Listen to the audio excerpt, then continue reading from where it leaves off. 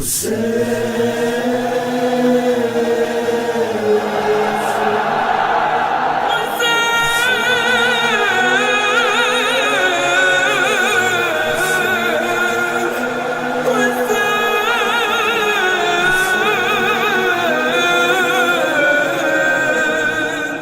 موضوع جس کو ہم اس وقت شروع کر رہے ہیں یہ ہے معرفت کربلا یا قرآن اور کربلا۔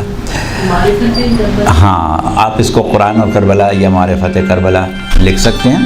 اور اس موضوع کے اوپر جو ہماری گفتگو ہے وہ تھوڑی آپ لوگوں کے معیار سے بلند ہو جائے گی، لیکن بہرحال آپ لوگوں کا معیار بھی ماشاءاللہ اچھا ہے، برا نہیں ہے، اور آپ لوگ بہت کافی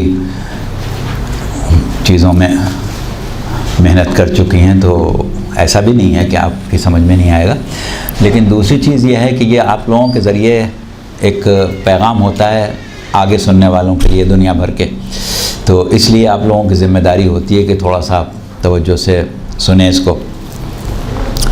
تو بہرحال گزشتہ جو ہماری تقریر تھی اس سے ہم اب آگے بڑھ رہے ہیں۔ ہم نے گزشتہ تقریر میں شہادت امام حسین علیہ السلام کا تذکرہ کرنے کے بعد اہل حرم کی اسیری کا ذکر شروع کر دیا تھا، اور اس میں ہم نے 11 محرم کو اہل حرم کے قید ہو کے مقتل میں آنے اور مقتل سے کوفے جانے کا تذکرہ بھی کر دیا تھا، اور سرہائے شہداء کا کربلا سے کوفے بھیجا جانا اس کا بھی ذکر کر دیا تھا۔ اب آج ہماری گفتگو جو ہے وہ کیونکہ اس کا عنوان جیسا کہ ابھی ہم نے کہا کہ قرآن اور کربلا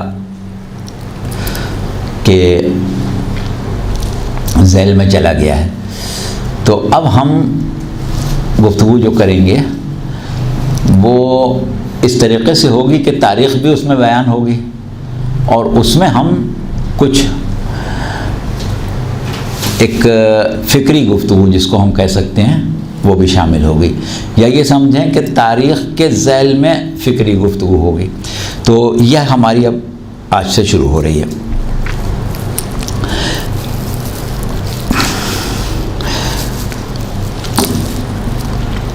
جب اہل حرم کربلا سے اسیر ہو کے کوفے پہنچے تھے تو سر امام حسین جو کہ خولی ابن یزید کے ذریعے ابن زیاد کے پاس کوفے بھجوایا جا چکا تھا۔ یہ ہم نے گزشتہ تقریروں میں بتایا تھا کہ کچھ سر اسی وقت بھجوا دیے گئے تھے روز عاشور ہی کوفے ابن زیاد کے پاس، اور باقی سر پھر دوسرے دن آئے تھے۔ کچھ سرداران فوج جو تھے ان سب کے ذمے ایک ایک سر دیا گیا تھا، تو خولی ابن یزید کے ذمے امام حسین کا سر تھا، جو اس نے 11 محرم کو ہی لے کے 10 محرم کو ہی لے کے وہ نکل گیا تھا، اور رات کو کسی وقت ابن زیاد کو پہنچا دیا تھا۔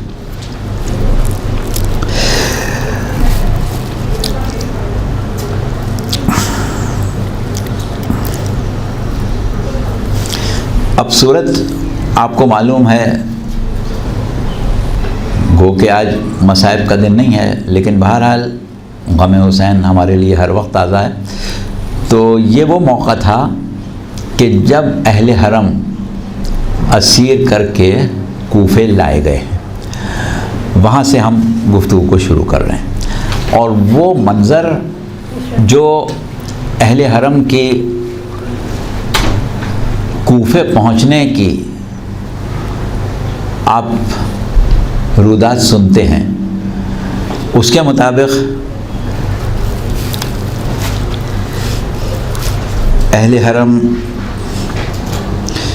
بغیر چادر کے بے کجاوا اونٹوں پر سوار ہیں، امام سجاد طوق و زنجیر میں اسیر ہیں، کوفے میں گلیوں اور کوٹھوں پر مرد، عورتیں اور بچے خاص طور سے جمع کیے گئے ہیں، اور وہ فوجی سردار کہ جن کو کی تحویل میں شہداء کا ایک ایک سردار کو دیا گیا تھا، وہ نیزوں پر بلند کر کے اسیروں کے ساتھ لے کے آ رہے ہیں۔ ایسے میں ایک شخص جو یقیناً ابن زیاد کا فرستادہ ہوگا، کیونکہ سر امام حسین عاشور کی شام کو ہی ابن زیاد کو بھیج دیا گیا تھا اور خولی لے کے چلا گیا تھا، تو اب جس وقت 11 محرم کو اہل حرم اسیر ہوئے اور 11 محرم سے کی رات گزرنے کے بعد 12 محرم کو غالباً کوفے پہنچے ہوں گے، تو سر امام حسین وہیں کوفے میں پہلے سے موجود تھا۔ تو ایک شخص جس کا نام ہے حارث ابن وقیدہ، حارث ابن وقیدہ کو ابن زیاد نے امام حسین کا سر دے کے بھیجا تھا کہ جو شہر کوفہ کے دروازے کے اوپر ایک بہت بلند نیزہ ہاتھ میں لے کے اس کے اوپر امام حسین کا سر آویزاں کر کے سر نیزے کے اوپر لگا کے وہ وہاں کھڑا ہوا تھا، اور اس وقت اہل حرم اسیر کر کے لائے گئے تھے اور چاروں طرف مجمع تھا، اور شاہی منادی جو تھے نقیب وہ ڈنکے کی چوٹوں کے اوپر اعلان کر رہے تھے، بہت ہی زور و شور میں شاہی اعلانات کیے جا رہے تھے۔ اور وہ اعلان کیا تھے کہ حاکم وقت امیر المومنین خلیفۃ المسلمین یزید ابن معاویہ کا باغی کیفر کردار کو پہنچا دیا گیا، حاکم کی فوج سے شکست کھا کے مارا گیا، اللہ نے اس کو اور اس کے حرم کو ذلیل کیا، یہ دیکھو ذلت کے ساتھ قید کر کے اس کے حرم لائے گئے ہیں، اور باغی اور اس کے ساتھیوں کو قتل کر کے ان کے سر قلم کیے گئے ہیں اور عبرت کے لیے یہاں لائے گئے ہیں۔ اللہ نے حاکم کو سرخ رو اور ان کے باغی کو ذلیل کر کے دکھا دیا ہے۔ اب دیکھیے کہ اس سے آپ اندازہ لگا سکتے ہیں کہ طاغوت کتنا سر اٹھا چکا ہے، کیا اعلانات کیے جا رہے ہیں، کیا مسلمانوں کے درمیان باتیں ہو رہی ہیں، اور کس طریقے سے گمراہ مسلمانوں کو مزید گمراہ کیا جا رہا ہے۔ حقیقت پر پردہ ڈالا جا رہا ہے اور باطل کو بلند کرنے کے لیے سفید جھوٹ بولا جا رہا ہے۔ اب دیکھیے بات یہ ہے، جیسا کہ ہم نے کہا تاریخ تو آپ کے سامنے آ گئی، اب ذرا فکری گفتگو سنیں کہ اگر یزید کو امام حسین سے صرف آپ کا بیعت نہ کرنا جو تھا اس کے اوپر جنگ کرنا تھی، بیعت نہ کرنے کا انتقام لینا تھا، تو اس کے لیے قتل حسین کافی تھا کہ بیعت نہیں کی، ہم نے قتل کر دیا۔ لیکن اہل حرم کی اسیری، لاشوں کی بے حرمتی، سروں کا جدا کیا جانا، اہل حرم کی اسیری کی نمائش کرنا، یہ سب چیزیں جو ہیں یہ بتا رہی ہیں کہ صرف بیعت کی بات نہیں ہے، یہ صرف اتنی بات نہیں ہے کہ امام حسین نے بیعت نہیں کی تھی لہٰذا یہ سب کچھ ہو رہا ہے، بیعت نہیں کی تھی قتل کر دیا۔ لیکن اب یہ سب چیزیں جو ہیں یہ خاص طور سے ظاہر کر رہی ہیں کہ جو حاکم ہیں بنو امیہ ان کا ایک خاص موقف ہے جس پر وہ کام کر رہے ہیں۔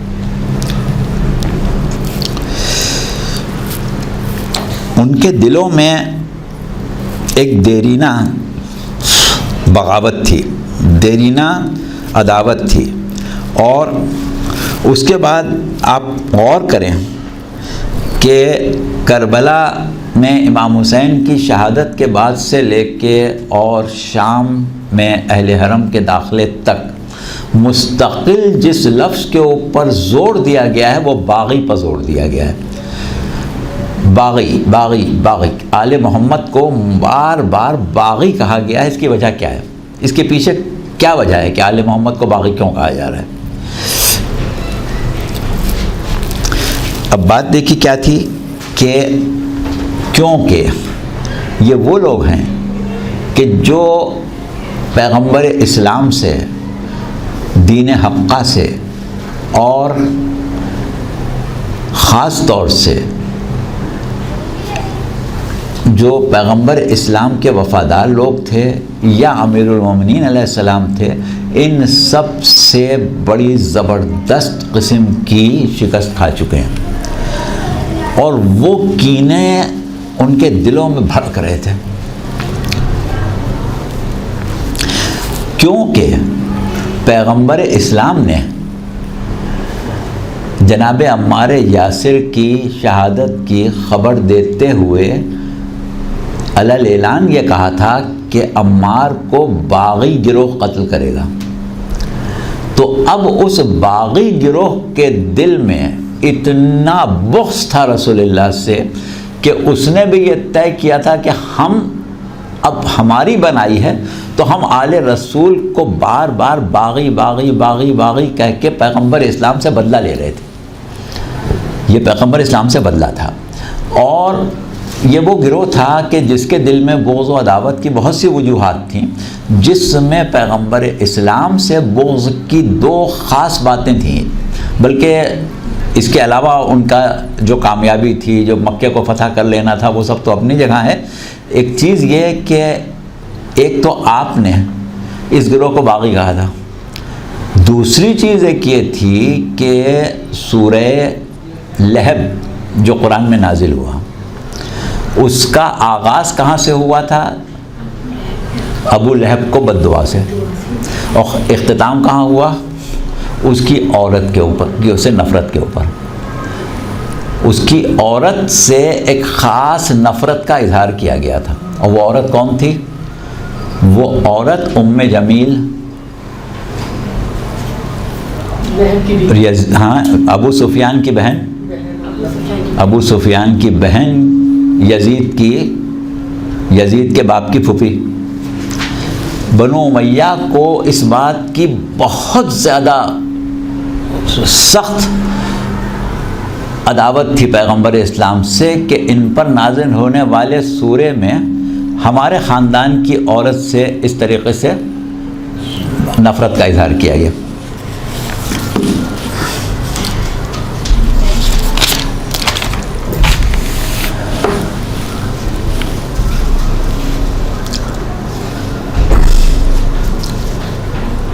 تو یہی وجہ تھی کہ بار بار آل محمد کو باغی کہا جاتا تھا، اور یہ جو اعلان کرنے والے اعلان کر رہے تھے، یہ باقاعدہ حکومت کا ایک موقف تھا جس کے تحت ان سے یہ اعلان کروائے جا رہے تھے۔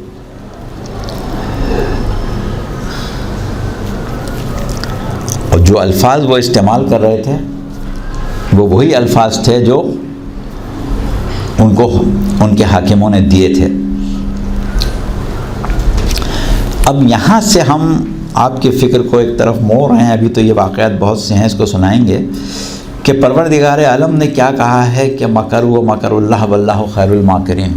اب دیکھیں یہ مکر جو تھی حد ہو گئی تھی، تو اب یہ طے شدہ بات ہے کہ اب اس مکر کی توڑ پروردگار عالم کو کرنا تھا، ضروری تھا۔ اللہ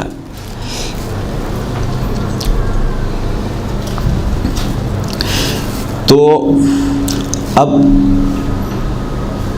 کار الہی یہ تھا کہ بندگان خدا کو امام حسین کا مقصد ہمیشہ کے لیے واضح کر کے دکھا دے، جس کو باغی، خلیفہ وقت کا کے خلاف بغاوت کرنے والا کہہ کے پیش کیا جا رہا ہے، اور جن قیدیوں کو ذلت و رسوائی کی مثال بنا کے تماشا دکھایا جا رہا ہے۔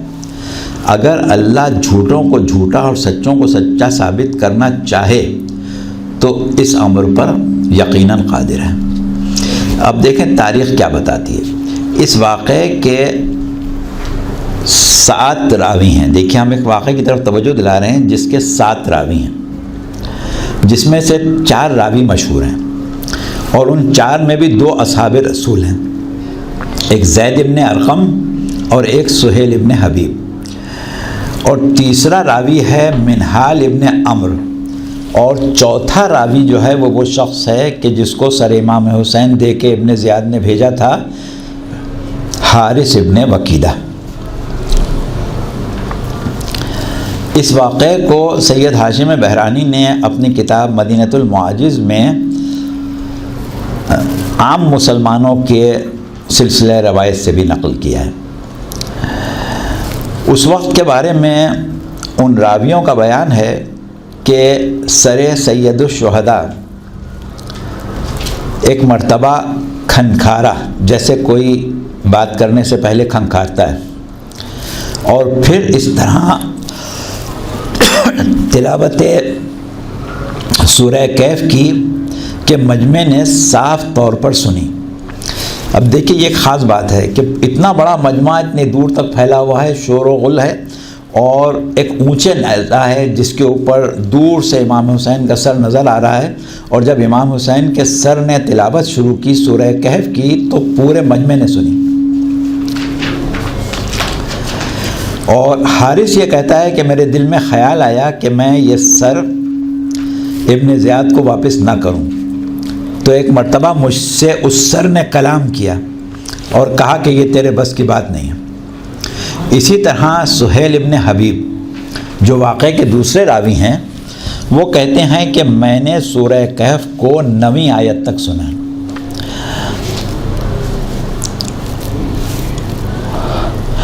ام حسبت ان اصحاب الکہف والرقیم کانوا من آیاتنا عجبا، کیا تم نے یہ سمجھ لیا ہے کہ اصحاب کہف اور اصحاب رقیم ہماری آیات میں زیادہ عجیب تھے؟ سہیل کہتے ہیں کہ میں نے کہا مولا آپ کا سر اصحاب کہف سے کہیں زیادہ عجیب ہے۔ مطلب یہ تھا کہ اگر اصحاب کہف اور اصحاب رقیم اللہ کی قدرت کی خاص نشانیاں ہیں تو پھر سر بریدہ امام حسین اس سے زیادہ مؤثر آیت الہی ہے۔ اس کے بعد سہیل شدت غم سے بے ہوش ہو گئے، اور جب حالت سنبھلی تو سر سورہ کہف ختم کر چکا تھا۔ وہ تمام اعلانات، وہ جھوٹا پروپیگنڈا کہ باغی نے امیر المومنین یزید کے خلاف سر اٹھایا تھا، تو اس کا یہ انجام ہوا۔ ایسا پروپیگنڈا بے جان ہوا کہ لوگ سوچنے پر مجبور ہو گئے کہ باغی کون ہے۔ یہ امیر یا جس کو باغی کہا جا رہا ہے، اسیر بیویاں، معصوم بچے، یہ کون ہیں؟ یہ کس صاحب کرامت کا سر ہے؟ حق کہاں ہے اور ظالم کون ہے؟ ایسا رعب طاری ہوا کہ تماشائیوں کا مجمع بے قرار ہو کے رونے لگا۔ اور یہ گریہ جو ہے یہ بہت تاریخوں نے لکھا ہے کہ جس وقت اہل حرم کا قافلہ آیا اور امام حسین کا سر نوک نیزہ پر تھا تو ایک مرتبہ مجمع میں گریہ شروع ہوا تھا، تو یہ وہ موقع ہے۔ بہرحال سر امام کی تلاوت سورہ کہف کا یہ پہلا واقعہ ہے۔ تاریخ بتاتی ہے کہ کوفہ و شام کی راہوں میں اور شہر دمشق میں داخلے کے بعد جب سر خولی ابن یزید کے پاس تھا، متعدد بار تلاوت قرآن سر امام حسین نے کی، اور جب خولی نے اپنے گھر میں تندور میں رکھا تھا تو وہ نور ساتے ہوا تھا کہ گھر روشن ہو گیا تھا، جس کی راوی زوجہ خولی ہے۔ اچھا، ایک بات ہم آپ کو اور بتا دیں کہ امام حسین کے سر سے ظاہر ہونے والے معجزات اور کرامات جو ہیں اس کو تاریخوں میں الگ جمع کیا گیا ہے، اور یہ پورا ایک باب ہے راس الحسین۔ انشاءاللہ کبھی موقع ہوا تو راس الحسین کے موضوع کے اوپر ان معجزات کا تذکرہ کریں گے کہ جو سر امام حسین علیہ السلام سے ظاہر ہوئے تھے۔ اچھا، اب ہمیں جیسا کہ پھر کہا کہ تاریخ کے ساتھ ساتھ ہم فکری گفتگو کر رہے ہیں کہ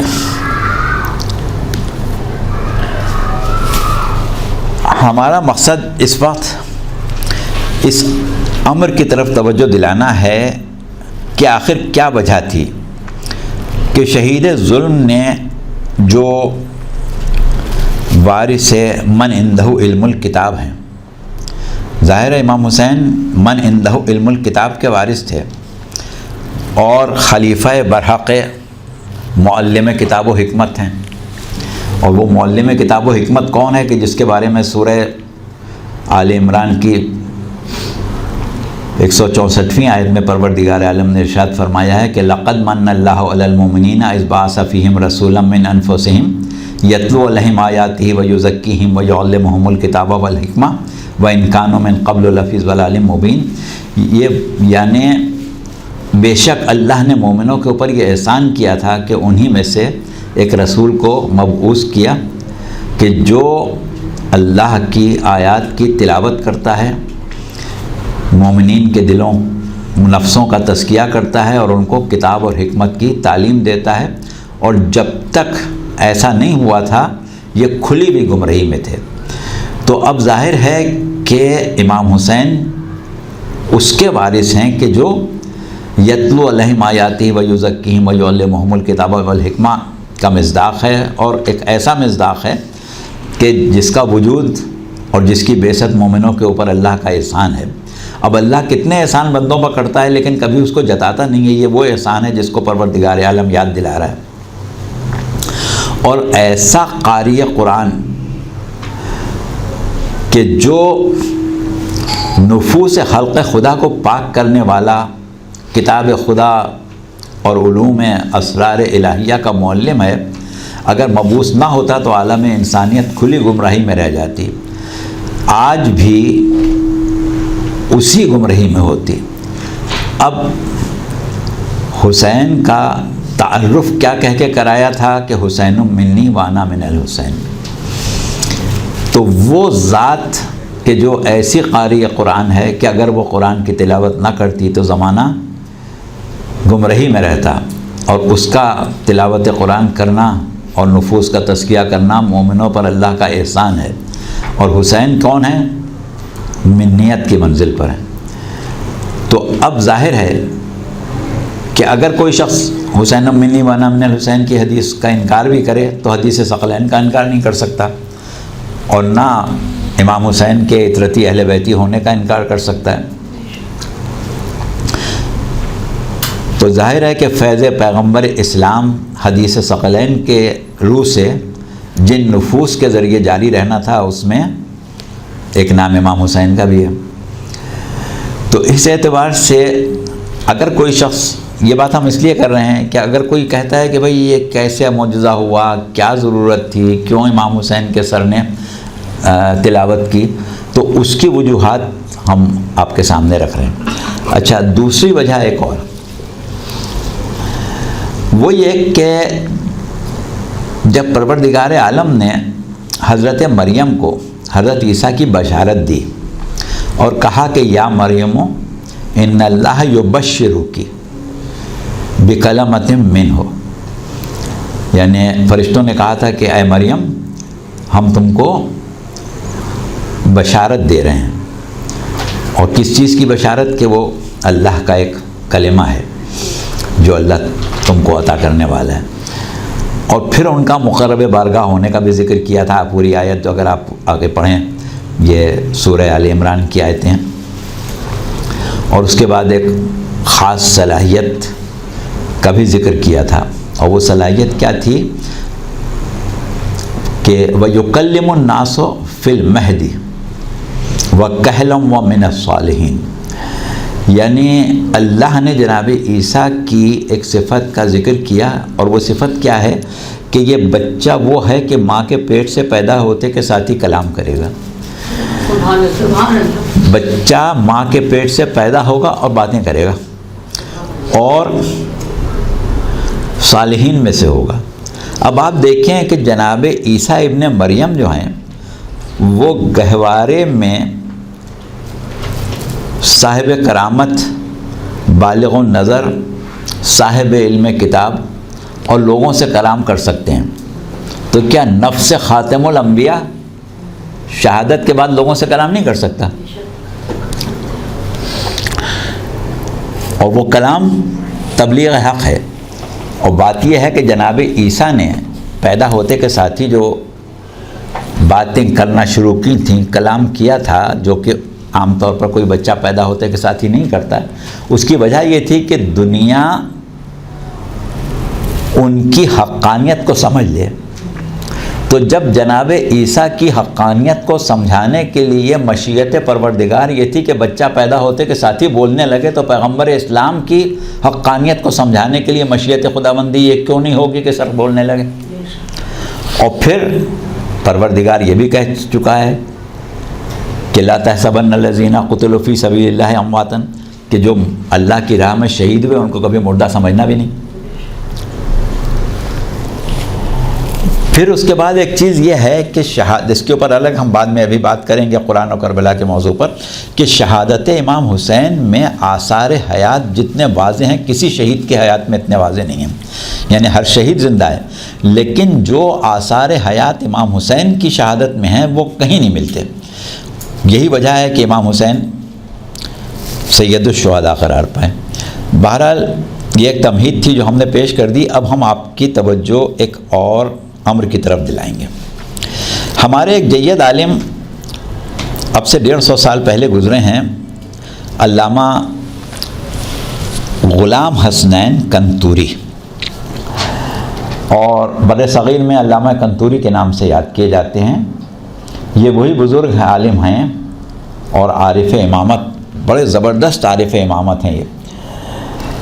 اور ان کے فرزند مولانا تصدق حسین کنتوری صاحب تھے، جنہوں نے 1927 میں ہم نے جو آپ سے شہدائے کربلا کا تذکرہ کرتے وقت ایک کتاب کا ذکر کیا تھا، علامہ محمد ابن شیخ طاہر سماوی، جن کی کتاب ابصار العین جس میں شہدائے کربلا کے حالات ہیں، یہ 1927 میں مولانا تصدق حسین کنتوری صاحب جو کہ غلام حسین کنتوری کے صاحبزادے تھے، انہوں نے حیدرآباد دکن میں اس کا اردو ترجمہ کیا تھا.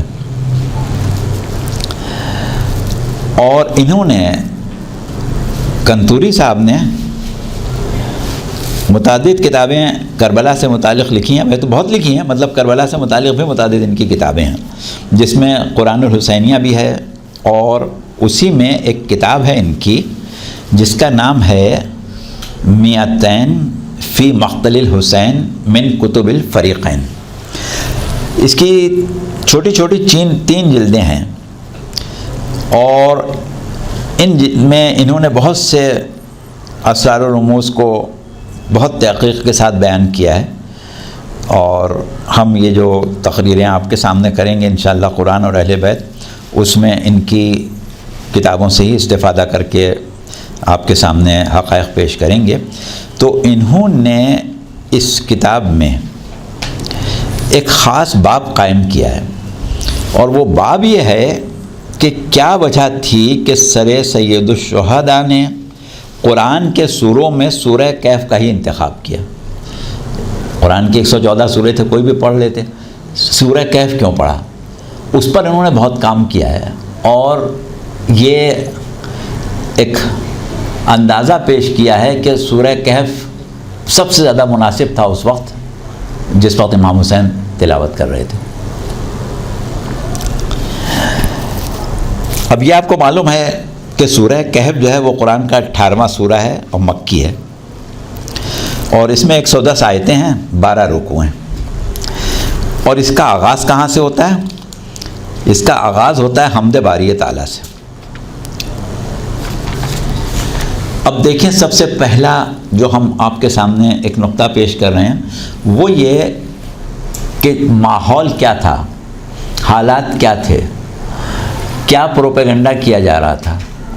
اس وقت سورہ کہف کی پہلی آیت کیا مقصد بیان کر رہی؟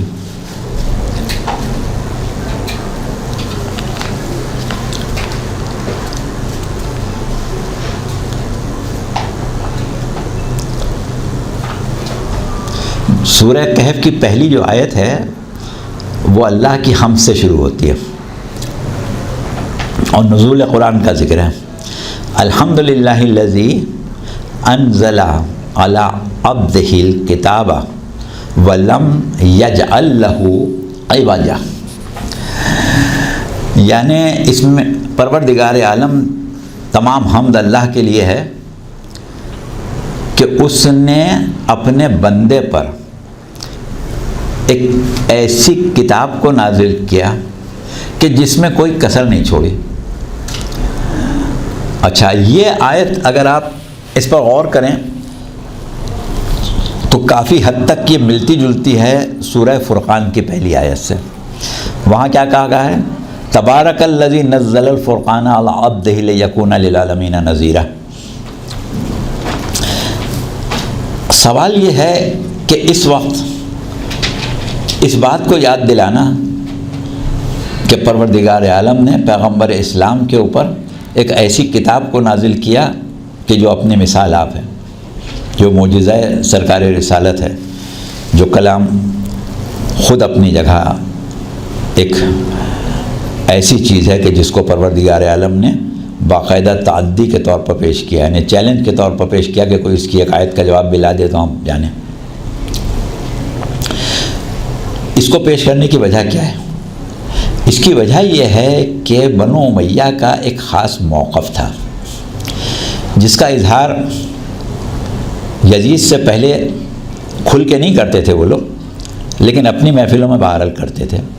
اب ہمارا کیونکہ موضوع ایسا ہے کہ ہم چاہتے ہیں کہ ہر مکتب خیال تک پہنچ جائے، ہر قسم کے لوگوں تک پہنچ جائے، ہر عقیدے کے لوگوں تک پہنچ جائے، اس لیے بعض باتوں کو ہم مصلحتاً نہیں بیان کر رہے ہیں کہ بنو امیہ کے کس زمانے میں کن لوگوں کے کیا کیا موقف رہے ہیں اور کیا گفتگو انہوں نے کی ہے، لیکن اس کو ہم چھوڑے دیتے ہیں۔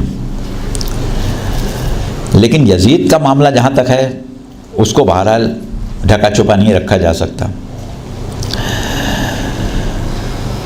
یزید کے عقائد کیا تھے، خیالات کیا تھے، افکار و کردار کیا تھا، مزاج کیا تھا، اس پر ہم ایک حد تک تو بات کریں گے، تفصیل سے نہیں کریں گے، لیکن کیونکہ ہمیں یہ ثابت کرنا ہے کہ حق تعالی پروردگار عالم کا اس وقت اس مشیت کا ہونا کہ سر امام حسین نوک نیزہ پر تلاوت کرے اور اس سورے کی تلاوت کرے، اس کے عقلی جواز کیا ہیں؟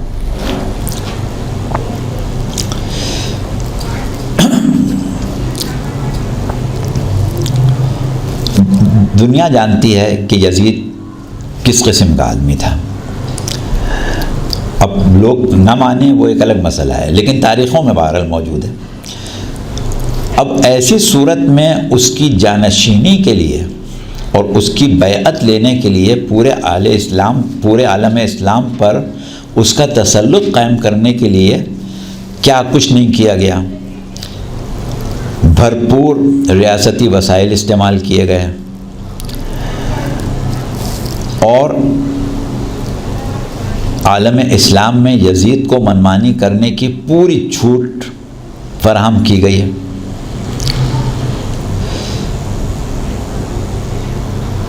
اب ظاہر ہے کہ اگر کوئی موقف نہ ہوتا تو اتنی محنت اس کام پر نہ کی جاتی۔ اب ہم آپ کو تھوڑا سا یزید کے بارے میں، اس کی حکومت کے بارے میں بتائیں۔ یہ سب پس منظر ہے ہماری گفتگو کا۔ یزید نے کا جو دور حکومت ہے وہ کل 3 سال 7 ماہ اور 22 دن ہے۔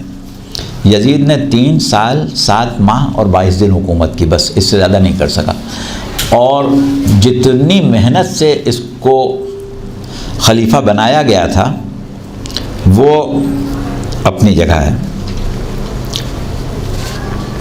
لیکن اس 3 سال 7 ماہ اور 22 دن میں اس نے عالم اسلام کو اس مقام تک پہنچا دیا کہ یزید کے بعد خلیفۃ المسلمین، امیر المومنین اور الامر کون بنا ہے؟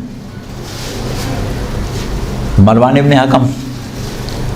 اور مروان ابن حکم کون تھا؟ مروان ابن حکم اور اس کا باپ حکم، یہ وہ لوگ ہیں کہ جن کو رسول اللہ نے شہر بدر کیا تھا، یعنی جس کو رحمت للعالمین شہر بدر کر دے، جو اپنے اوپر پتھر مارنے والوں کے لیے دعا کرتا ہو، جو اپنے اوپر کوڑا پھینکنے والوں کے لیے نیک جذبات رکھتا ہو، وہ کتنے برے ہوں گے جن کو وہ شہر بدر کر دے. اور وہ کہاں آ گئے؟ اب وہ سیاہ و سفید اسلام کا کے ذمہ دار بن گئے، اسلام کے ٹھیکیدار بن گئے. اور اب عالم اسلام، صحابہ و تابعین بلا چون و چرا امیر المومنین اور خلیفۃ المسلمین اور اولو الامر کہہ رہے ہیں کس کو؟ جس کو رسول نے نکالا تھا. تو مسلمانوں کا کردار کہاں پہنچ گیا، مسلمانوں کا اخلاق کہاں پہنچ گیا، اور اسلام کی وہ روح جو پیغمبر اسلام نے پھونکی تھی کہاں گئی؟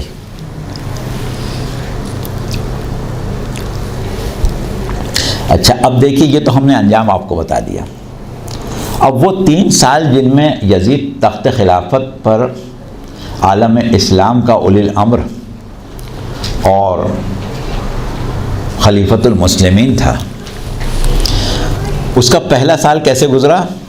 60 ہجری، جو بعد میں 61 ہجری ہو گئی، کہ پہلے سال آل محمد اور ان کے ساتھیوں کو قتل کیا اور خاندان رسالت کے بچوں کو قتل کیا اور حرم رسول کو اسیر کیا. یہ پہلا سال تھا. دوسرا سال اس کی تفصیل ہم نہیں بیان کریں گے، یہ بہت بڑا واقعہ ہے جس میں مدینہ رسول تاراج ہوا، صحابہ و تابعین کا قتل ہوا، مسجد نبوی کی بے حرمتی ہوئی، مسجد نبوی میں گھوڑے باندھے گئے جن کی غلاظت سے مسجد نبوی بھر گئی، اور صحابہ کی خواتین، صحابہ زادیاں، اصحاب رسول اور مدینے میں موجود قاریان قرآن، ان سب کو قتل بھی کیا گیا، اور مدینے کی لوٹ مار جو تھی وہ لشکر یزید پر مباح کی گئی. یہ دوسرا سال تھا. تیسرا سال کیا تھا؟ جس میں خانہ کعبہ پر پتھروں سے اور آگ کے گولوں سے حملہ کیا گیا تھا. یہ عبداللہ ابن زبیر وہاں چھپے ہوئے تھے، ان کو گرفتار کرنے کے لیے خانہ کعبہ مسمار کیا گیا تھا. اور جس وقت خانہ کعبہ تاراج ہو چکا تھا، مسمار کیا جا چکا تھا، اور یزید کا فوجی جنرل مسلم ابن عقبہ جس کی سرکردگی میں مدینے پر بھی حملہ ہوا تھا اور مکے پر بھی ہوا تھا، وہ خانہ کعبہ پر آگ کے گولے پھینک رہا تھا کہ جب پتہ چلا کہ یزید مر گیا اور وہ لشکر جو تھا وہ واپس چلا گیا تھا. تو یہ 3 سال ہیں یزید کی حکومت کے. اب جب مسلم ابن عقبہ سے کہا گیا کہ تمہیں اس بات کے اوپر افسوس ہے کہ تم نے حرم رسول کو برباد کیا، تم نے خانہ خدا کو مسمار کیا، تو اس نے کہا کہ میں قطعاً نادم نہیں ہوں، اس لیے کہ اللہ نے خود قرآن میں یہ کہا ہے کہ اللہ اور رسول کی اطاعت کے بعد جو اطاعت واجب ہے وہ اولی الامر کی اطاعت واجب ہے، اور میں نے اپنے اولی الامر امیر المومنین یزید کے حکم کی تعمیل کی ہے، لہٰذا میں اس سلسلے میں قطعاً نادم نہیں ہوں. اب بتائیے آدم اسلام کو بنو امیہ نے کہاں پہنچا دیا؟ یہ حالت عالم اسلام کی عہد امیہ میں ہو چکی تھی. اب بنو امیہ کے اہداف کیا تھے، بنیادی موقف کیا تھا، جس کا اظہار یزید نے سر امام حسین اور اسیران کربلا کی دربار میں تشہیر کے وقت برملا کر بھی دیا تھا. جو جملے بعض تاریخوں میں ملتے ہیں اور جو شعر یزید سے منسوب کر کے لکھنے والوں نے لکھے ہیں، آج ہمارے بہت سے لوگ ایسے کہتے ہیں کہ نہیں صاحب وہ تو مستند نہیں ہے، ہم اس کی کوئی سند نہیں ہے کہ یزید نے یہ شعر پڑھے تھے. نہیں پڑھے ہوں گے، لیکن یزید نے جو کیا تھا اس کی تو سند ہے. اور اس نے یہ کہا تھا کہ کاش میرے آبا و اجداد زندہ ہوتے تو دیکھتے کہ میں نے محمد سے بدر و احد کا بدلہ کیسے لیا. ایک شعر یزید کا بہت مشہور ہے، لعب بنو ہاشم بالملک فلا خبر جاء ولا وحی نزل، یعنی بنو ہاشم نے حکومت کا کھیل کھیلا تھا، نہ کوئی غیبی خبر آئی اور نہ کوئی وحی نازل ہوئی۔ اب بتائیں جہاں پر یہ پروپیگنڈا ہو رہا ہو وہاں پر ایک مرتبہ سر حسین بآواز بلند کہے کہ الحمدللہ الذی انزل علی عبدہ الکتاب ولم یجعل لہ عوجا، تعریف سب اللہ کے لیے ہے کہ جس نے اپنے بندے پر کتاب کو نازل کیا جس میں کوئی کمی نہیں رکھی۔ یعنی یہ جواب ہے یزید کے اشعار کا اور اس کے خیالات کا۔ جس وقت مکہ فتح ہوا تھا تو اس وقت بھی یزید کے دادا نے کہا تھا کہ آج محمد کو ملک مل گیا۔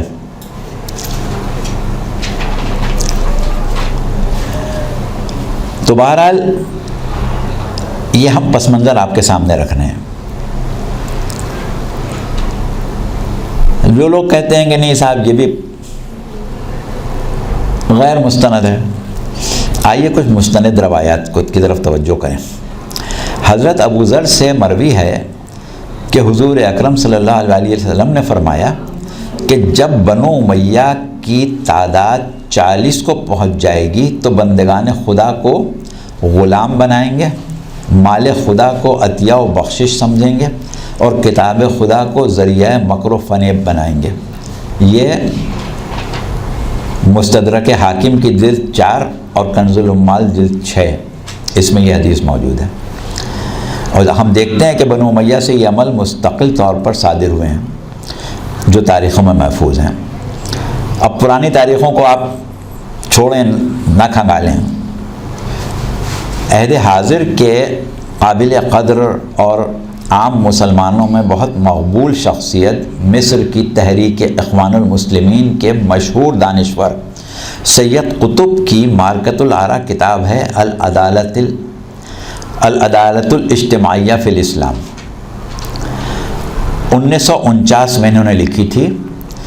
پاکستان میں اسلامک پبلیکیشنز لمیٹڈ لاہور نے اس کا اردو ترجمہ کیا تھا 1969 میں 1969 میں، اور یہ ترجمہ کیا تھا جناب ڈاکٹر نجات اللہ صدیقی نے، مگر بر صغیر کے سادہ لوح مسلمان اس کو برداشت نہیں کر سکے تھے، تو ترمیمات کی گئیں۔ جب مسودہ تیار ہوتا تھا اور کچھ لوگوں کے سامنے پیش کیا جاتا تھا تو مزید ترمیمات کی ضرورت محسوس ہوتی تھی، یہاں تک کہ 5 مرتبہ اس کا ترجمہ ہوا، اور ایک حد تک بر صغیر کے مسلمانوں یعنی اردو بولنے والوں کے مسلمانوں کے لیے قابل برداشت قرار دیا گیا۔ تو اب آپ اس سے اندازہ لگائیں کہ خود اس کتاب میں کیا لکھا ہوگا۔ سید قطب کی تحقیقات جن کو لکھنے میں انہوں نے بھی یقیناً احتیاط سے کام لیا ہوگا، حقیقتاً کیا ہوں گی یہ صرف سوچا ہی جا سکتا ہے۔ اچھا، اب وہ کتاب پاک صاف ہو گئی، اب اس کا ایک صفحہ ہے 435، اس کے اوپر ایک جملہ بلکہ چند جملے ہیں وہ ہم آپ کے سامنے پڑھ رہے ہیں۔ بنو امیہ کا دور آیا اور انہوں نے اسلامی خلافت کو بنو امیہ کے اندر محصور رہنے والی ظالمانہ بادشاہت میں تبدیل کر دیا۔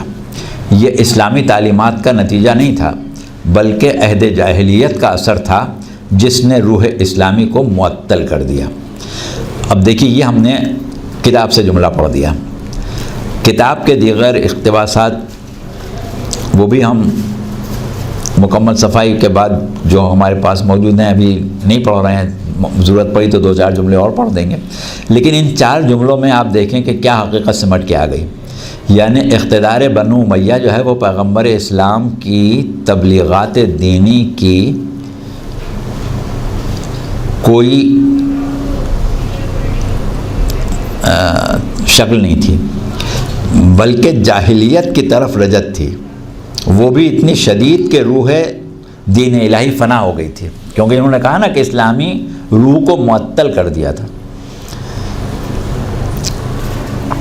یعنی جس کو اسلام کہا جا رہا تھا وہ دور جاہلیت کا احیا تھا۔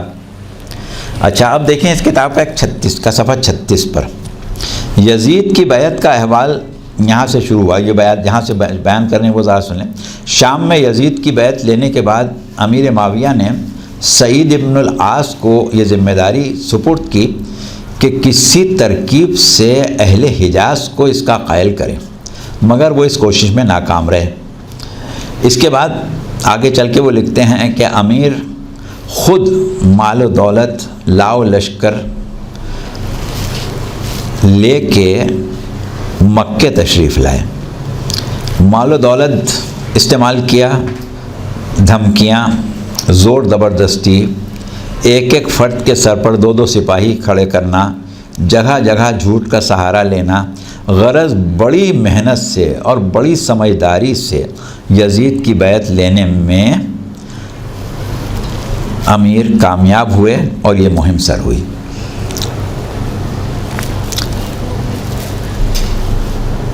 اچھا، اس کے بعد انہوں نے ایک مقام پر ایک صحابی زادے عبداللہ ابن حنظلہ رسول اللہ کے ایک صحابی تھے جن کو غسیل ملائکہ کہا جاتا ہے۔ یہ عبداللہ ابن حنظلہ جو تھے، انہوں نے مقابلہ کیا تھا یزید کے لشکر کا کہ جو مسلم ابن عقبہ کے سرکردگی میں مدینے پر حملہ کرنے آیا تھا، اور اس جنگ کو جنگ حرہ کہتے ہیں۔ تو یہ جنگ حرہ کیوں ہوئی تھی اس کا ذکر کرتے ہوئے عبداللہ ابن حنظلہ کا ایک قول ہے جو انہوں نے نقل کیا ہے سید قطب نے، کہ خدا کی قسم ہم یزید کے خلاف اس وقت کھڑے ہوئے جب ہمیں یہ اندیشہ ہوا کہ ہم پر آسمان سے پتھر برسائے جائیں۔ یہ شخص ماؤں بہنوں بیٹیوں سے نکاح کرتا ہے، شراب پیتا ہے اور نمازیں ترک کرتا ہے۔ عبداللہ ابن حنظلہ کا یہی وہ قیام تھا جس کو جنگ حرہ کہتے ہیں۔ اسی موقع پر لشکر یزید نے مدینۃ الرسول کو تاراج کیا تھا، مسجد نبوی میں گھوڑے باندھے تھے اور مسجد گھوڑوں کی غلاظت سے بھر گئی تھی۔ ایک عرصے تک نہ کوئی نماز پڑھنے والا تھا، نہ کوئی اذان دینے والا تھا۔ یہ تذکرہ کہاں ہے؟ یہ بھی آپ تاریخ کے حوالے لکھ لیں، البدایہ والنہایہ کی جلد 8 میں، اور الامامۃ والسیاسہ پہلی جلد میں، اور معروف تاریخیں جتنی بھی ہیں ان میں آپ کو یہ مل جائے گا۔ اس کے علاوہ ملا مبین فرنگی محلی نے، ان کی ایک کتاب ہے وسیلۃ النجات، اور ایک صاحب تھے جسٹس امیر علی، انہوں نے انگریزی میں ایک کتاب لکھی تھی اسپرٹ آف اسلام، اس میں انہوں نے حوالوں کے ساتھ ان دونوں نے ان کا تذکرہ کیا ہے، یعنی ملا مبین فرنگی محلی نے بھی اور جسٹس امیر علی نے بھی۔ اس کے علاوہ بھی ابھی آگے چل کے ہم قرآن اور حدیث سے کچھ مواد پیش کریں گے۔ فی الحال اتنے پس منظر میں آپ اپنے ذہن میں اس کیفیت کا تصور لائیں کہ جو اہل حرم کے داخلہ کوفے کی ہم نے بیان کی، اس وقت کا تصور کریں، کیا ایسے میں سید الشہداء کی یہ موجز نمائی دین حقہ اور حقانیت کے تحفظ اور بقائے دین اسلام، اس کے لیے ہم اس کو گمراہی کے اندھیروں میں ایک چراغ کہیں، ایک معجزہ کہیں، یہ سب کچھ بھی کہہ سکتے ہیں، لیکن ہم نے اتنی گفتگو صرف معجزے کے طور پر بیان کرنے کے لیے نہیں کی ہے، بلکہ ہم یہ بتانا چاہتے ہیں کہ سر امام مظلوم جو نوک نیزہ پر تلاوت قرآن کا معجزہ پیش کر رہا ہے، وہ محض معجزہ نہیں ہے، بلکہ حقہ کے بنا لا الہ الا حسین کی بنیاد کو سمجھنے کے لیے بہترین سنگ میل ہے۔ اب ایک بات اور سن لیں، پھر ہم حسب وعدہ علامہ قنطوری کی وہ فکر پیش کریں گے کہ سر مظلوم کربلا نے سورہ کہف کا انتخاب کیوں کیا۔ ایک روایت ہے، اس کا راوی ہے ابن حاتم، اس نے نقل کیا ہے یالی ابن مرہ سے کہ پیغمبر اسلام نے ارشاد فرمایا کہ میں نے خواب میں اپنے منبر پر بنو امیہ کو دیکھا ہے وہ عنقریب تمہارے مالک بن بیٹھیں گے، تم ان کو بہت برا مالک پاؤ گے۔ اور یہ خواب دیکھ کے آپ بہت غمگین ہوئے۔ اس وقت جب آپ بہت زیادہ غمگین ہوئے تو پروردگار عالم نے سورہ بنی اسرائیل کی 60ویں آیت نازل کی، وَمَا جَعَلْنَا الرُّؤْيَا الَّتِي أَرَيْنَاكَ إِلَّا فِتْنَةً لِلنَّاسِ وَالشَّجَرَةَ الْمَلْعُونَةَ فِي الْقُرْآنِ وَنُخَوِّفُهُمْ فَمَا يَزِيدُهُمْ إِلَّا طُغْيَانًا كَبِيرًا۔ یعنی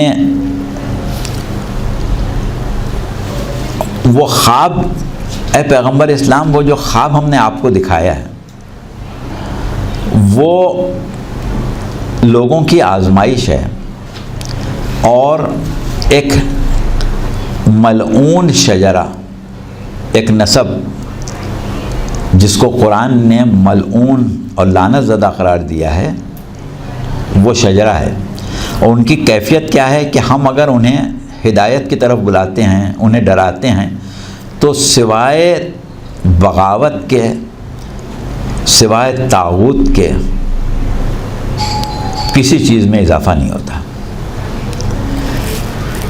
ابن ابی حاتم، ابن مردویہ، بہیقی اور ابن عساکر نے سعید ابن مسیب سے یہی روایت کی ہے۔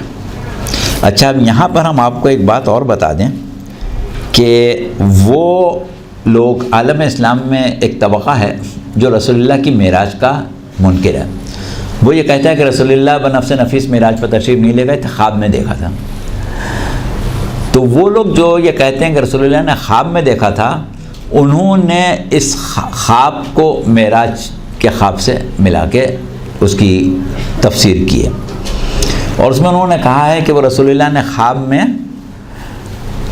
دوزخ کو دیکھا تھا، اور دوزخ میں وہ درخت تھا زقوم جو اہل دوزخ کو کھانے کو ملے گا، تو یہ اس کا ذکر ہے۔ کوئی دنیا میں ایسا کوئی خاندان نہیں۔ اچھا، لیکن ٹھیک ہے، وہ ان کا اپنا نظریہ ہے، ہمیں کسی سے بحث نہیں ہے، ہم تو جو سمجھتے ہیں اس کو بیان کر رہے ہیں۔ تو ابن ابی حاتم، ابن مردویہ، بہیقی، ابن عساکر نے سعید ابن مسیب سے جو روایت کی ہے وہ یہ ہے کہ جناب رسالت مآب صلی اللہ علیہ وآلہ وسلم نے خواب میں بنو امیہ کو ممبروں پر دیکھا۔ اب سوال یہ کہ آپ کہیں گے کہ بھئی کیسے پتہ چلا کہ یہ بنو امیہ ہیں؟ تو خواب کو آپ بیان بھی کر رہے ہیں، کیا میں نے یہ دیکھا کہ بندر ہیں جو میرے ممبر پر اچھل رہے ہیں،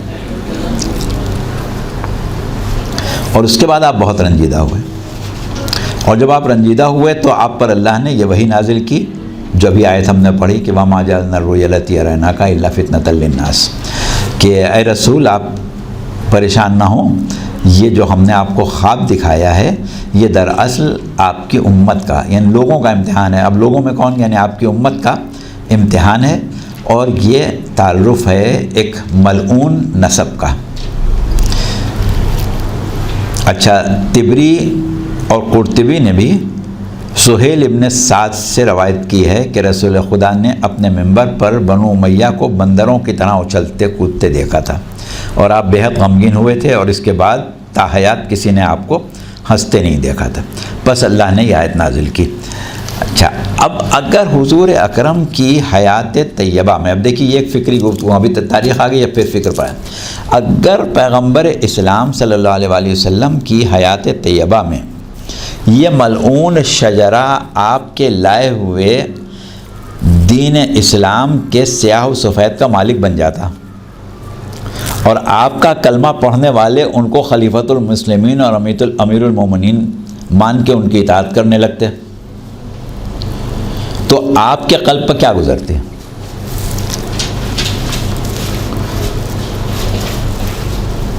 اللہ کے دین کو سربلند کرنے اور ان ملائین کے لائے ہوئے دین کو کہ جو عہد جاہلیت کا احیاء تھا، باطل ثابت کرنے کے لیے کیا پیغمبر اسلام کچھ کرتے یا نہیں کرتے؟ بس جو پیغمبر اسلام کرتے وہی اس نے کیا جو حسین منی کی منزل پر تھا۔ سبت پیغمبر تو زندہ ہے جو پیغمبر نہیں.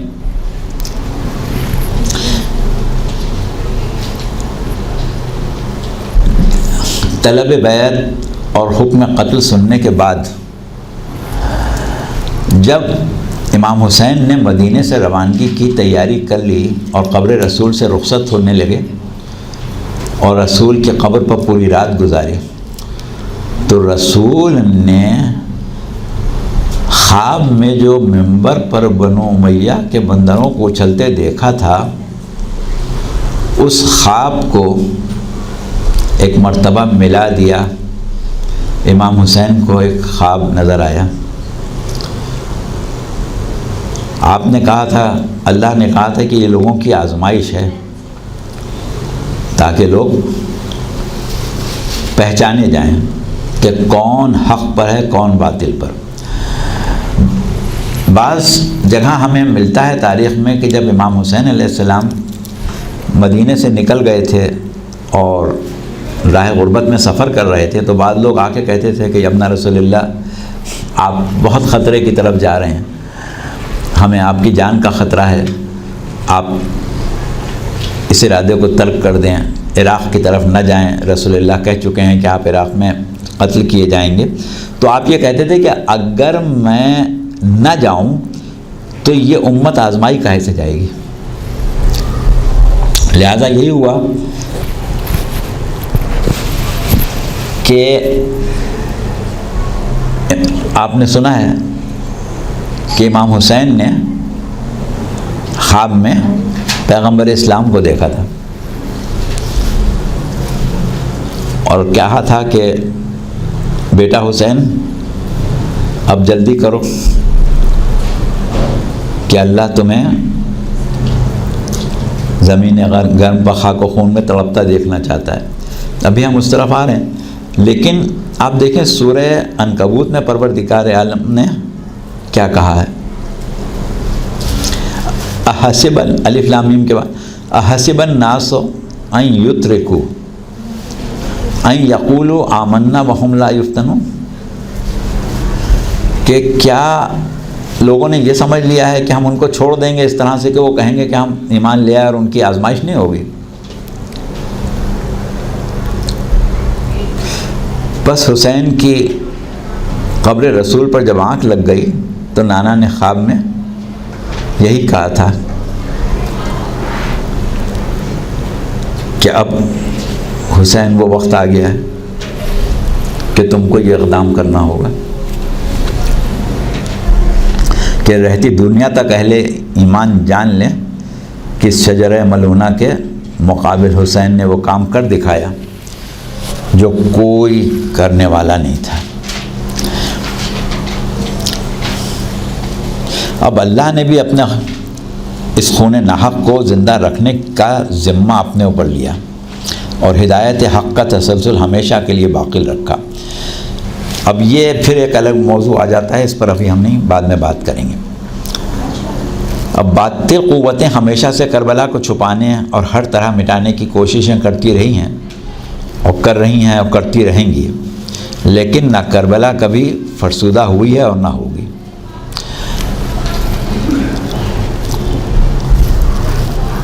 عالم اسلام کے ایک مشہور مفکر ہیں امام غزالی. انہوں نے اپنے زمانے میں ایک فتویٰ دیا تھا کہ منبروں پر ذکر مصائب امام حسین بیان کرنا حرام ہے، کیونکہ اس طرح صحابہ کرام کی بدنامی ہوتی ہے. اب کس طرح صحابہ کرام کی بدنامی ہوتی ہے ماتم حسین سے، یہ سب ہمارا موضوع نہیں ہے، یہ امام غزالی جانے. لیکن ہمارے کہنے کا مقصد یہ ہے کہ کتنا ہی دبانے کی کوشش کی گئی، ذکر امام حسین جو ہے وہ زندہ ہے. اچھا چلیں، اب یہ سب تمہید ہم نے کر لی، اور اب ہم آپ سے یہ بتائیں کہ وہ فکر جو علامہ کنتوری نے پیش کی اس سلسلے میں کہ امام حسین نے سورہ کہف کی تلاوت کیوں کی، اس کا آغاز انہوں نے کیا ہے ایک حدیث سے اور اس کے بعد قرآن کی آیتوں پر آئیں. ایک صحابی ہیں جن بہت مشہور، آپ لوگوں نے ان کا نام بہت سنا ہے، انس بن مالک. اب صحابی بھی سب صحابی تو ایک جیسے نہیں ہوتے، صحابی میں بہت فرق ہوتا ہے۔ جو صحابہ کربلا میں امام حسین کے ساتھ شہید ہوئے اور اسی تمنا میں زندہ رہے کہ وہ وقت دیکھیں کہ حسین کے ساتھ شہادت نصیب ہو، وہ بھی تھے، اور دوسرے قسم کے بھی تھے۔ یہ انس ابن مالک جو ہیں یہ بھی صحابی ہیں اور واقعہ کربلا کے موقع پر زندہ ہیں۔ عبید اللہ ابن زیاد کے دربار میں موجود تھے، حرم رسول کی اسیری کے تماشائیوں میں بھی شامل تھے۔ یہ خود صحابی تھے، مگر آپ کو معلوم ہے ان کا بیٹا کون تھا؟ سنان ابن انس۔ کربلا میں امام حسین کے شمر کے خنجر سے پہلے جو آخری وار کیا تھا، یہ اس شخص نے امام حسین کے نیزہ لگایا تھا۔ اسی طرح عمر ابن سعد، یہ لشکر قاتلان حسین کا سردار ہے، لیکن بیٹا کس کا ہے؟ سعد ابن ابی وقاص کا۔ اچھا، یزید جو اصل عازم قتل حسین اور حقیقی قاتل ہے، وہ بھی ایک ایسے صحابی کا بیٹا ہے کہ جس کی صحابیت عالم اسلام میں سب سے زیادہ مضبوط ہے، یعنی اس صحابیت کے اوپر کوئی چوٹ نہیں آتی، کوئی صدمہ نہیں پہنچتا۔ ایسی صحابیت ہے کہ جو نہ صحابہ کے قتل سے مجروح ہوتی ہے، نہ مولائے کائنات پر سے جنگ کرنے سے مجروح ہوتی ہے، نہ عام مسلمانوں کے چوتھے خلیفہ کے خلاف مکر و فریب کرنے سے، نہ جنگ کرنے سے، نہ زیاد ابن سمیہ کو بھائی بنانے سے۔ صحابیت کی فضیلت میں کوئی فرق نہیں آتا، عہد شکنی سے بھی نہیں آتا، سبط رسول سے وہ قتل کرنے سے، خلافت راشدہ کو ملوکیت میں خاندانی ریاست میں تبدیل کرنے سے، رسول کے باغی کہنے سے، شجرہ ملونہ فی القرآن میں شامل ہونے سے، نفس رسول پر سب و شتم کرنے سے، اور رسول اللہ کی بد دعا کہ اللہ تیرا پیٹ کبھی نہ بھرے۔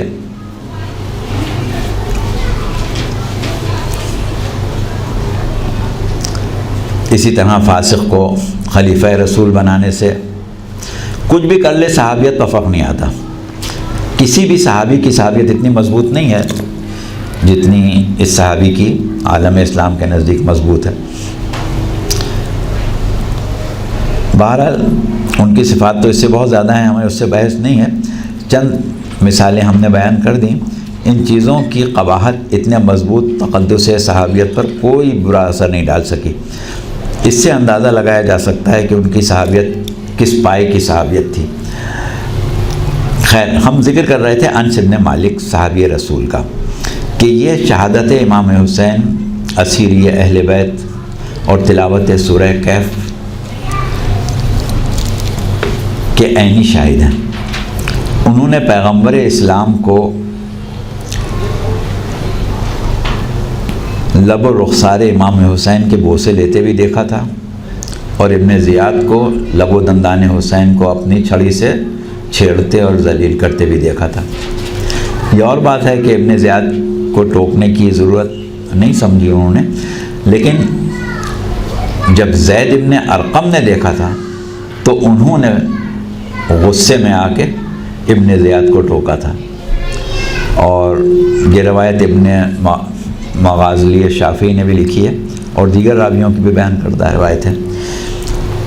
اور یہ والی روایت جو ابھی ہم نے بیان کی، اس کے راوی بھی انس ابن مالک ہیں۔ اچھا، اب ہم روایت بیان کرتے ہیں۔ انس ابن مالک سے یہ روایت ہے کہ قبیلہ خندف نے تحفے میں خاتم الانبیاء صلی اللہ علیہ وآلہ وسلم کو ایک بساط پیش کی تھی۔ بساط یعنی قالین یا فرش، جو آپ کے پاس موجود تھی۔ ایک دن سرکار رسالت نے مجھ سے فرمایا، مجھ سے یعنی انس ابن مالک سے، کہ اے انس وہ بساط لا کے بچھا دے۔ میں نے بچھا دی۔ پھر آپ نے مجھ سے فرمایا کہ ان سب کو بلا لاؤ۔ اس میں انہوں نے 10 نام لیے، میں بلا لایا۔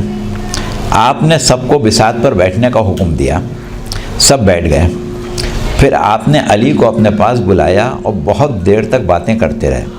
اس کے بعد علی بھی بساط پر آ گئے اور میں بھی۔ اب حضور نے باعجاز ہم سب کو اس مقام پر بھیج دیا جہاں اصحاب کہف کا غار ہے۔ علی نے کہا کہ اصحاب کہف کا غار ہے، تم سب باری باری انہیں سلام کرو۔ یہ 10 افراد جن میں پہلے 3 خلفاء انس بن مالک اور دیگر 4 اصحاب رسول بھی تھے، سب نے باری باری سلام کیا لیکن کوئی جواب نہیں آیا۔ پھر علی نے سلام کیا اور اصحاب کہف کی آواز آئی، وعلیک السلام یا وصی رسول اللہ۔ لوگوں نے علی سے پوچھا کہ ہمارے سلام کا جواب نہ آنے کی وجہ کیا ہے؟ تو بہرحال لوگوں نے پوچھا، آپ نے کہا پوچھ لو، لوگوں نے پوچھا ہوگا، لیکن ظاہر ہے کہ اصحاب کہف تو کسی کو جواب نہیں دیتے تھے۔ جب سلام کا جواب نہیں دیا تو سوال کا جواب کیوں دیتے؟ لیکن روایت کے الفاظ یہ ہیں کہ امیر المومنین علیہ السلام وہاں موجود تھے، ظاہر ہے کہ ان کو سلام کا جواب دیا تھا تو بات بھی کی ہوگی کہ ایک آواز یہ آئی کہ ہم صرف اللہ کی حجتوں کو سلام کا جواب دیتے ہیں۔ علی نے ساتھیوں کی نمائندگی میں سوال کیا ہوگا۔ پھر علی نے کہا کہ اب تم سب دوبارہ بساط پر بیٹھ جاؤ اور ہم نماز صبح کے دوران خدمت اقدس پیغمبر اسلام میں ہوں گے۔ اور وہی ہوا کہ ہم مسجد نبوی کے دروازے پر تھے اور حضور نماز صبح کی پہلی رکعت میں الحمد کے بعد سورہ تمام کر چکے تھے۔ یہ روایت ابن جودہ سے اسعد اربیلی نے بھی نقل کی ہے، ابن دعیہ نے بھی نقل کی ہے اور علامہ شہر آشوب نے اپنی کتاب میں انہی سے نقل کی ہے۔ واقعہ تینوں جگہ ایک ہی ہے۔ اب اس قصے کو کوئی قبول کرے یا نہ کرے کوئی خاص فرق نہیں پڑے گا۔ ہمیں یہ روایت جس طرح ملی تھی اس طرح ہم نے لکھ دی، کیونکہ علامہ کنتوری نے بھی انہی حوالوں کے ساتھ یہ روایت اپنی کتاب میں لکھی ہے۔ اچھا، اب سورہ کہف میں کے انتخاب میں ایک وجہ اس واقعے کو علامہ نے قرار دیا کہ یہ واقعہ کیونکہ ہوا تھا اصحاب کہف کی قبر کے مقام تک، ان کے غار تک جانا، ان کو سلام کرنا، ان کا جواب نہ آنا، امیر المومنین کو جواب آنا اور امیر المومنین کو خلیفہ رسول کہنا، یہ سب ان لوگوں نے سنا تھا جن لوگ، باقی لوگ تو اب اس وقت موجود نہیں تھے لیکن انس بن مالک موجود تھے، تو ان کی موجودگی میں سورہ کہف کی تلاوت کرنے کا جو بھی جواز ہو، اس میں ایک جواز یہ بھی ہے کہ اس وقت اس راوی کو وہ واقعہ تو ضرور یاد آیا ہوگا۔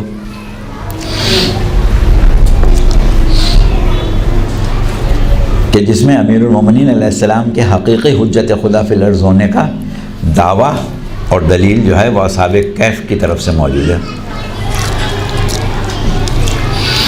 اب ایک وجہ یہ ہو گئی جو سورہ کی آیات کے علاوہ ہے۔ اب سورہ کی پہلی آیت جس کا ہم پہلے ذکر کر چکے، الحمدللہ الذی انزل علی عبدہ الکتاب ولم یجعل لہ عوجا، حمد اللہ کے لیے ہے جس نے اپنے بندے پر کتاب کو نازل کیا اور وہ ایسی کتاب ہے کہ جس میں کوئی کمی، کوئی کسر، کوئی کجی اور کوئی نقص نہیں ہے۔ یہ آیت کھلا و جواب ہے بنو امیہ کے اس فکر کا جس کا ہم نے پہلے ذکر کیا۔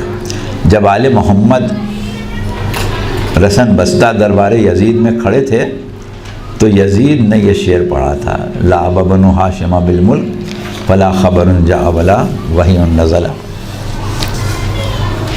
اب دیکھیں، ہم وقت ہمارے پاس کم رہ گیا ہے، اس سورہ کی چھٹی آیت بات کر لیں، باقی پھر انشاءاللہ بعد میں کریں گے۔ اس سورہ کی چھٹی آیت، اس میں کہا گیا ہے کہ فَلَعَلَّكَ بَاخِعٌ نَفْسَكَ عَلَىٰ آثَارِهِمْ إِن لَّمْ يُؤْمِنُوا بِهَٰذَا الْحَدِيثِ أَسَفًا۔ پیغمبر اسلام سے مخاطب ہو کے کہا گیا رہا ہے لعل کا لفظ عربی میں ہوتا ہے شاید کے لیے، لعل، جیسے روزوں کے لیے کہا کہ تم متقی ہو جاؤ، لعلکم، لعل یعنی شاید کے معنوں میں ہمیشہ استعمال ہوتا ہے۔ لیکن جب اللہ کے لیے استعمال ہوتا ہے شاید کا مطلب کیا ہوتا ہے کہ یعنی ہم جب کہتے ہیں کہیں شاید تو اس کا مطلب ہمیں شک ہوتا ہے کہ ایسا ہو بھی سکتا ہے، نہیں بھی ہو سکتا، کیونکہ ہمارا علم ناقص ہے۔ لیکن اللہ کو شاید کہنے کی ضرورت نہیں۔ تو جب اللہ شاید کہے تو اس کا مفہوم یہ نہیں ہوتا کہ اللہ کو یہ نہیں معلوم کہ ہوگا کہ نہیں ہوگا، ہو بھی سکتا ہے نہیں بھی ہو سکتا، بلکہ اس کا مفہوم بدل جاتا ہے۔ یعنی پیغمبر اسلام کے مزاج کو بیان کیا جا رہا ہے کہ آپ کا مزاج اس قسم کا تھا کہ اگر لوگ دین کی، جبکہ رسول اللہ کی ذمہ داری نہیں تھی کہ لوگوں کو مسلمان کر کے ہی چھوڑیں، ان کا کام ہدایت کی حجت تمام کرنا تھا، لوگ مان لیں یا نہ مانیں، آپ کے اوپر کوئی اس کی ذمہ داری نہیں تھی۔ لیکن آپ کیونکہ بہت زیادہ مہربان تھے خلق خدا پر، لہذا آپ چاہتے تھے کہ لوگ ایمان لے آئیں، تو اس لیے اللہ نے کہا کہ تمہارا مزاج جو ہے وہ ایسا ہے کہ اگر لوگ ایمان نہ لائیں تو تم تو اپنی جان دے دو گے۔ اور پھر سیرت پیغمبر اسلام ظاہر ہے کہ ایسی ہی تھی کہ آپ خلق خدا پر اتنے مہربان ہیں کہ ان کی نجات کے خواہاں ہیں، ان کی ہلاکت سے بے انتہا غمزدہ ہو جاتے ہیں، اور ان کے ایمان نہ لانے پر آپ کو اتنا صدمہ ہوتا ہے کہ آپ کی جان پر بن جاتی ہے۔ سورہ توبہ میں پروردگار عالم نے اس کا ذکر بھی کیا ہے، عزیزٌ علیہ ما عنتم حریصٌ علیکم، کہ ہم نے تمہاری طرف وہ رسول بھیجا ہے کہ جو تمہاری بھلائی میں حریص ہے، اور مومنوں پر تو اتنا مہربان ہے کہ جس کی انتہا نہیں۔ اب ایسا رسول جو کافروں کے ایمان نہ لانے پر، رسول کو تو کوئی نقصان نہیں ہو رہا ہے، ان بندگان خدا کو نقصان ہو رہا ہے جو ایمان نہیں لائیں، اور رسول کی سیرت یہ ہے کہ ان کے ایمان نہ لانے، ان کے ہلاک ہونے پر رسول اپنی جان دے دے رہے ہیں صدمے سے۔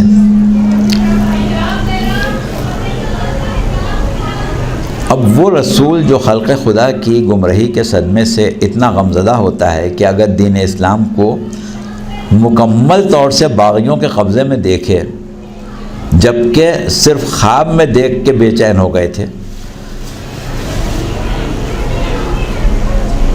اب ایسی صورت میں اگر رسول اللہ دیکھتے دین کا یہ حال تو کیا کرتے؟ کیا غم سے جان نہیں دے دیتے؟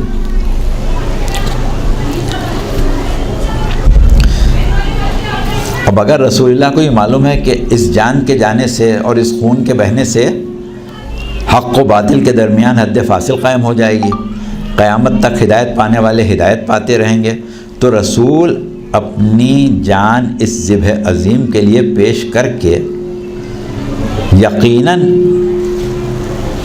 یہ چاہتے ہیں کہ بے شک میری جان چلی جائے، دین رہ جائے۔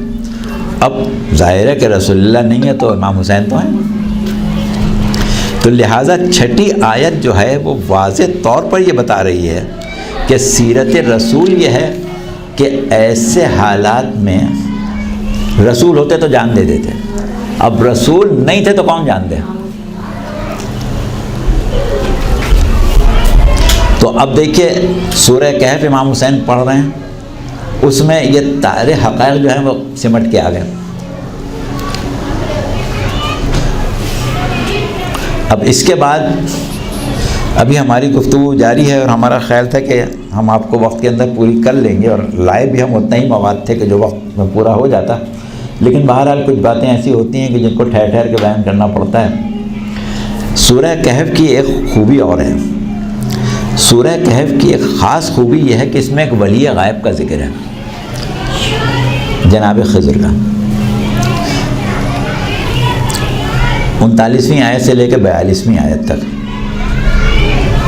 اور اس میں واضح طور پر جناب خضر کے علم کا ذکر بھی ہے، جناب خضر کی غیبت کا ذکر بھی ہے، جناب خضر کے مقام و مرتبے کا تذکرہ بھی ہے، ان کی اللہ سے جو قربت ہے اس کا ذکر بھی ہے۔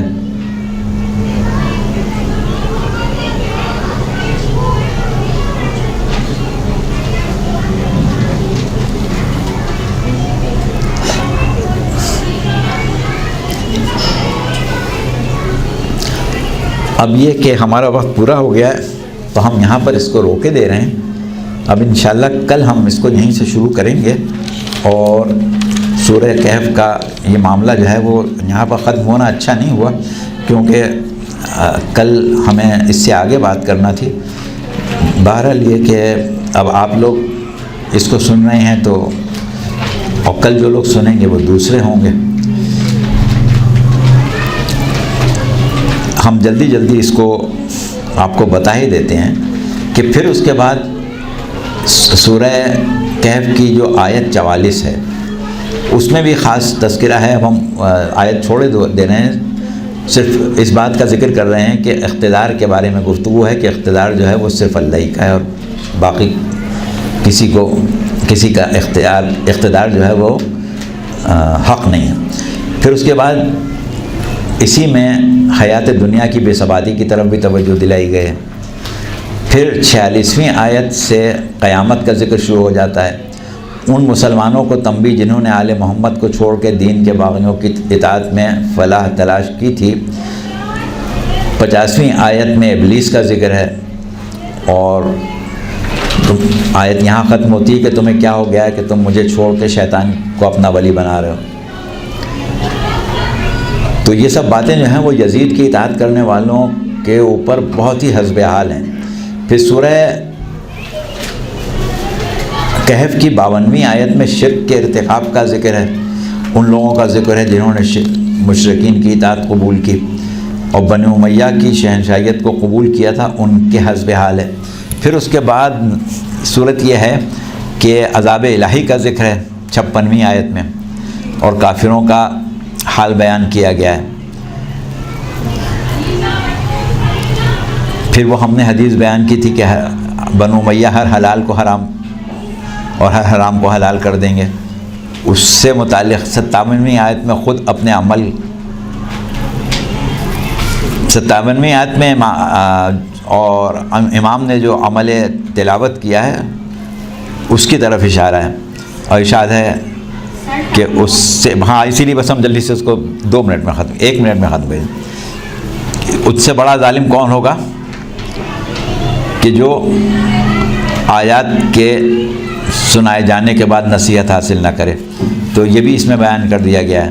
59ویں آیت میں بھی بیچ کی ہم چیزیں چھوڑے دے رہے ہیں، ظالموں کی ہلاکت اور ان کی مہلت کے بارے میں ذکر کیا گیا ہے۔ تو سورہ کہف قرآن کا وہ سورہ ہے جس میں ایک ولی غیب کا ذکر، ان کا مقام و مرتبہ، ان کا علم، ان کی غیبت، ان سب چیزوں کا ذکر کیا گیا، اور یہ بات طے ہے کہ غیبت میں رہنے والا ایک وارث امام حسین ہے جو انشاءاللہ اس ظلم کا انتقام بھی لے گا۔